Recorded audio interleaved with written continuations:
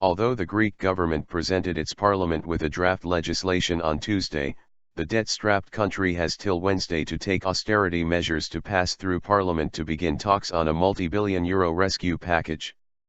Nevertheless, analysts say chance of a Grexit is still high. During a debate on reforms, Greek Finance Minister Euclid Tsakalotos noted that it's a hard deal, a deal for which only time will show if it is economically viable. Athens may successfully pass policies through its parliament and may implement all measures demanded by its international creditors, but, if its fragile economy fails to fulfill debt targets, Greece may once again opt for an exit, or worse be forced out of the eurozone by its international lenders. According to a Bloomberg survey of 34 economists, 71% of respondents believe that Greece will be forced out of the eurozone by the end of 2016.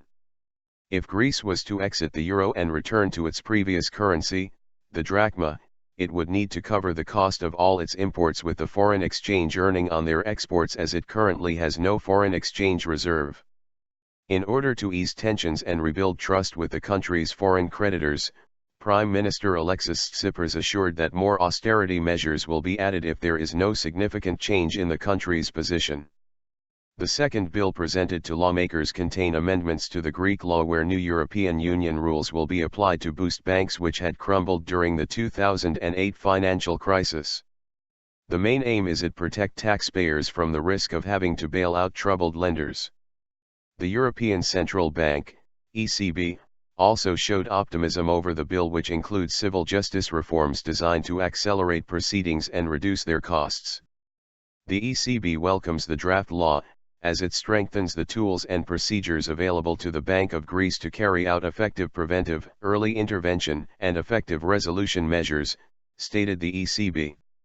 When the first bill of unpopular reforms made it through the parliament last Wednesday, 32 of the 149 MPs of the Syriza party voted against the measures, while 6 others refrained from voting.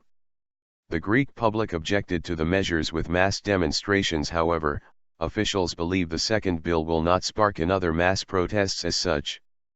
If the public continues to protest against Tsipras' coalition government, a snap election could be held later in the year.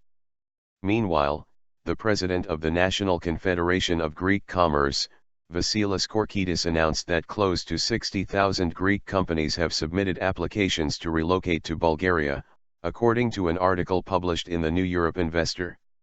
It was reported that the relocation demand rose during June 28 when capital controls were first enforced upon Greece. Since then, the Greek government has been struggling to keep up with the negative backlash of capital control.